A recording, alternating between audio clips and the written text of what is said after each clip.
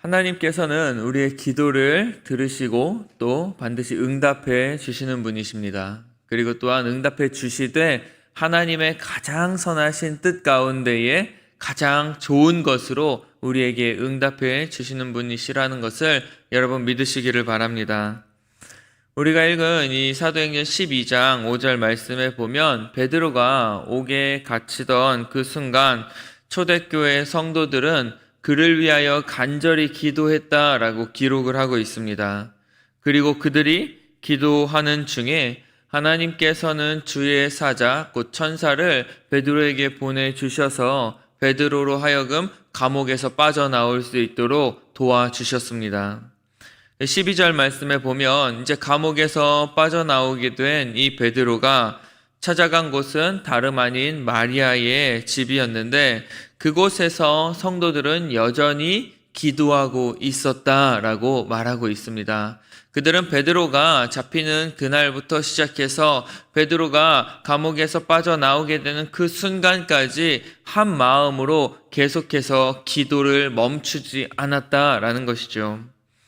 그래서 토마스 왓슨이라는 신학자는 천사는 베드로를 감옥에서 나오게 했지만 천사를 나오게 한 것은 성도들의 기도였다라고 그렇게 말을 했습니다. 초대교회 성도들에게 있어서 가장 강력한 무기가 있었다면 그것은 바로 기도였을 것입니다. 그들이 기도할 때에 하나님께서 움직이셨습니다. 여러분 오늘날도 마찬가지입니다. 우리가 하나님 앞에 나와 기도할 때에 하나님께서 우리의 기도를 통하여 일하신다라는 사실입니다. 지금도 알게 모르게 우리 주변에는 우리를 위해서 그리고 또한 우리 공동체를 위해서 함께 기도하는 사람들이 있습니다. 그것이 여러분들의 부모님이 될 수도 있고요. 혹은 여러분의 남편이나 아내가 될 수도 있고 또한 친구들이 될 수도 있고 또한 영적인 지도자들이 되어질 수도 있습니다. 그들은 지금도 계속해서 저와 여러분들을 위해서 그리고 우리 공동체를 위해서 함께 기도하고 있다는 것입니다. 혹 그런 사람들이 우리 주변에 없다면 여러분들이 그런 사람이 또한 되어질 수가 있는 것이죠. 그래서 그런 찬양이 있죠, 여러분. 당신이 지쳐서 기도할 수 없고 눈물이 빗물처럼 흘러내릴 때 주님은 아시네 당신의 약함을 사랑으로 돌봐주시네. 누군가 널 위하여 누군가 기도하네.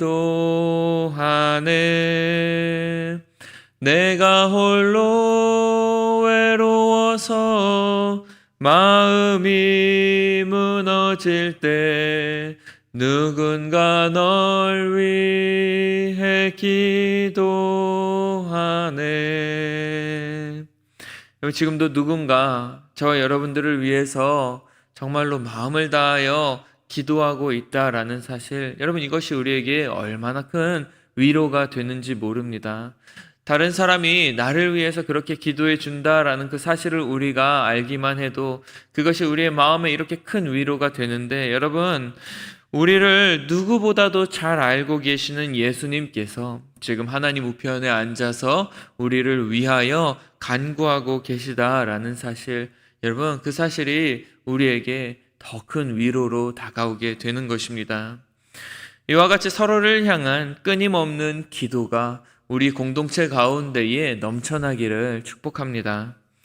그렇다면 그때 초대교회 성도들이 기도했던 기도의 내용은 무엇이었을까요? 우리는 흔히 그들이 베드로를 감옥에서 꺼내달라고, 베드로를 좀 살려달라고 그렇게 하나님 앞에 기도했을 것이라고 생각을 합니다.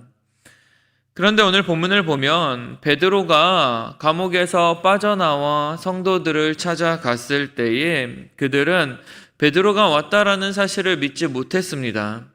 어린 소녀가 베드로의 목소리를 듣고 달려가서 베드로가 왔다라고 소리쳤을 때 사람들은 그 어린 소녀에게 내가 미쳤다라고 그렇게 이야기를 했습니다.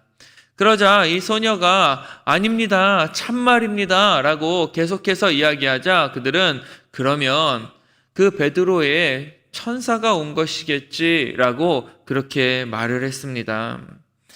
이 본문을 보면서 여러분 초대교회 성도들이 베드로가 살아 돌아오기를 기도했지만 그들의 믿음이 부족해서 그것을 믿지 않았다라고 해석하는 사람들이 있습니다. 믿음이 부족했다는 것이죠. 저도 그런 종류의 설교를 또한 많이 들었습니다. 그래서 우리가 기도할 때는 반드시 우리가 기도하는 것들이 응답되어질 것이라는 그 믿음을 가지고 우리가 기도해야 된다라고 가르치는 것이죠. 여러분, 물론 맞는 말입니다. 우리가 기도할 때 우리는 하나님께서 반드시 우리의 기도를 들으시고 또한 그 기도에 응답해 주실 것이라는 그 믿음을 가지고 기도해야 하는 것이 맞습니다. 그래서 야고보 사도는 야고보서에서 이야기하기를 오직 믿음으로 구하고 조금도 의심하지 말라.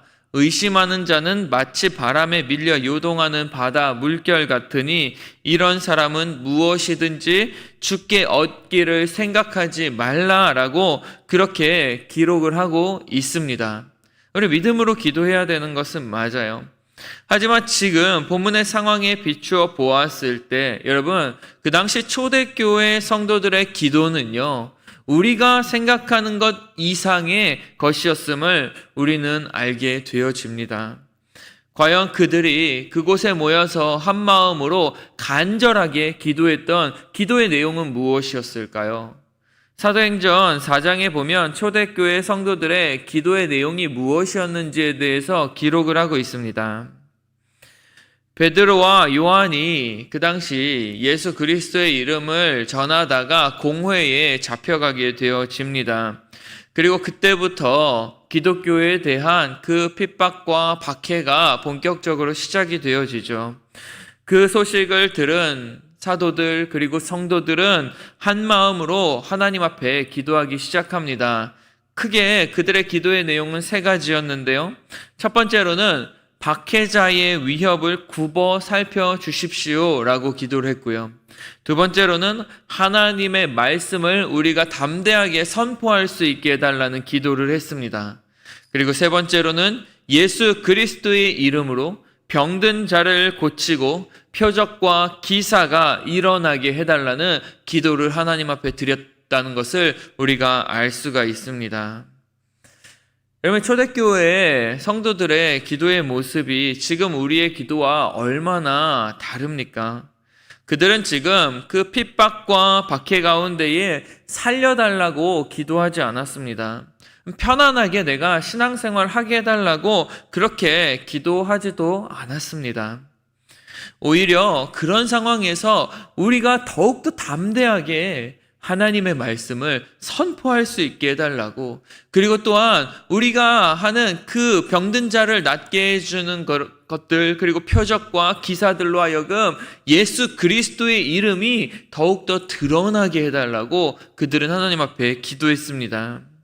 자신들에게 닥친 그 상황을 회피하기보다는 그 상황을 믿음으로 받아들이고 참된 그리스도인으로서 살아갈 수 있기를 그들은 기도했다라는 것입니다. 어제 우리가 베드로의 모습을 통해서 살펴보았듯이 여러분, 그들은요 죽음을 두려워하지 않았습니다. 야고보 사도는 예수 그리스도를 전하다가 순교했고, 또한 베드로 역시 그들은 감옥에서 살아 돌아올 것이라고 생각하지 않았을 것입니다. 그렇기 때문에 베드로가 그들 앞에 나타났을 때에 그들은 생각지도 않은 일에 당황하게 되었던 것이죠. 어떤 사람들은 왜 야고보는 그러면 죽고 베드로는 살았을까 그렇게 궁금해합니다. 하나님께서 야고보는 살리실 능력이 없었던 것일까요? 아니면 야고보를 살려달라고 했던 그 성도들의 기도를 하나님께서는 듣지 않으셨던 것일까요? 여러분, 그렇지 않습니다. 야고보의 죽음으로 인해서 초대교회 성도들이 실망하고 좌절하거나 혹은 낙심했습니까? 그렇지 않죠. 두려워하여 복음 전하는 것을 그렇다면 그들이 포기하게 되었습니까? 그것도 아닙니다. 그 야고보의 죽음은 순교자의 씨앗이 되어 오히려 성도들로 하여금 더욱더 담대하게 복음을 전하는 계기가 되었습니다. 반대로 베드로가 살아남음으로 말미암아 그는 남아있는 성도들을 위로할 수 있었고 또한 예수 그리스도의 교회를 더욱 든든히 세워가는 역할을 하게 되었던 것이죠. 그러니까 그 당시 초대교회의 성도들의 관심사는 그들이 죽고 사는 문제에 달려있지 않았다라는 거예요. 그들을 꼭 살려주십시오라고 했던 기도가 아니라는 것입니다. 이 세상에서 잘 먹고 잘 사는 것에 있지도 않았습니다. 여러분, 따라서 우리 기독교가 이 세상에 생겨나게 된 것은 그저 우리가 잘 먹고 잘 살고 이 땅에서 복을 받기 위한 것이 아니라는 사실이죠.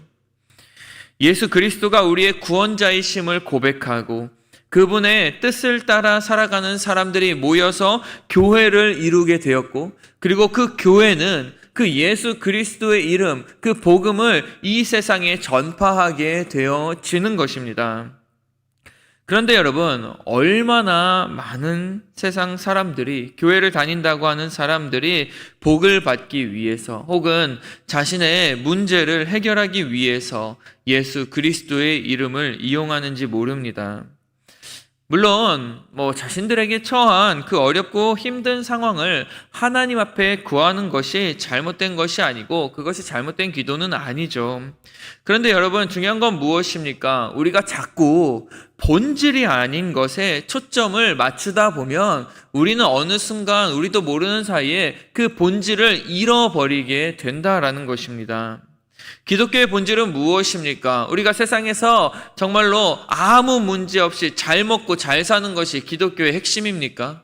아니죠. 기독교의 본질은 바로 예수 그리스도이십니다. 예수 그리스도를 따라 살아가는 사람들을 향해서 사람들은 그들을 보며 그리스도인이라는 이름을 붙여주었던 것이죠.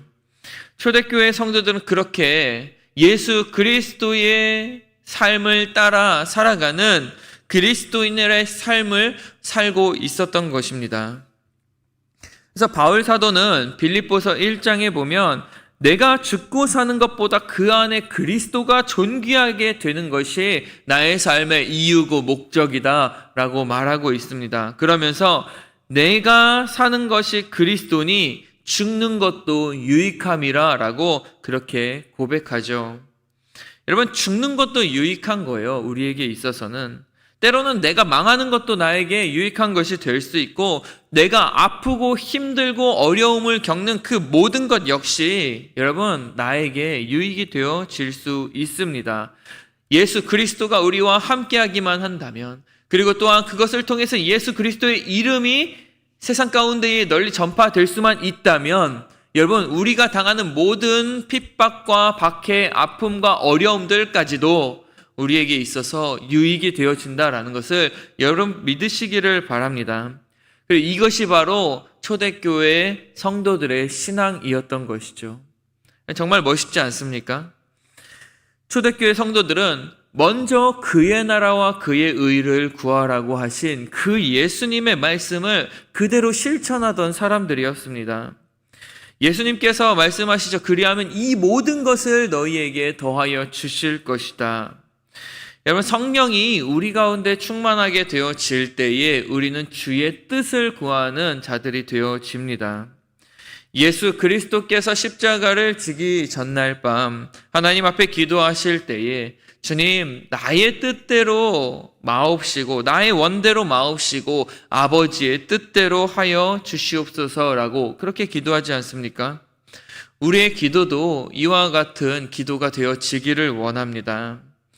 우리가 서로를 위해서 이렇게 기도해 줄 때에 저 사람의 모든 문제가 해결되어지고, 또한 우리 각 사람이 정말로 만사형통하고 모든 일에 복을 받고 잘되며 살아갈 수 있기를 기도하기보다는 정말로 그 사람을 통해서 정말 우리 공동체를 통해서 예수 그리스도의 이름이 드러나고 우리 모든 사람들이 그 예수 그리스도의 이름을 이 세상 가운데에 담대하게 선포할 수 있게 해달라고, 그리고 우리의 삶 가운데에 그러한 예수 그리스도의 이름으로 일어나는 표적과 기사들이 정말로 가득해서 그로 인해 예수 그리스도의 이름만이 드러날 수 있게 되어지기를 여러분 함께 기도했으면 좋겠습니다.